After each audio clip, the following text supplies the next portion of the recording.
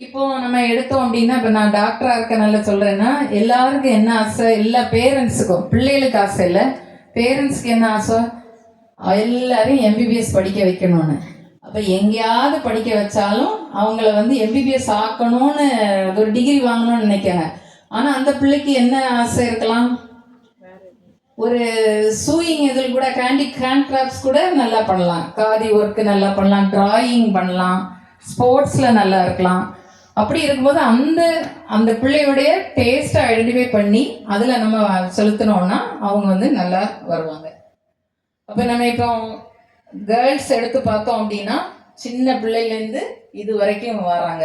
இப்போ இவ்வளவு ஸ்டேஜுக்கு வரணும்னாலே இவங்க ஒரு ஹெல்த்தி லைஃப், இப்போ இந்த பாட்டி மாதிரி நடக்கிறாங்க அப்படின்னா ஒரு 70 வயசாவது இருக்கணும். அப்போ இந்த 12 monthsலேருந்து 70 வயசு வரைக்கும் வரணும்னாலே அவங்க ஹெல்த்தியாக இருந்தால் தான் இந்த ஏஜை வந்து இந்த ஏஜ்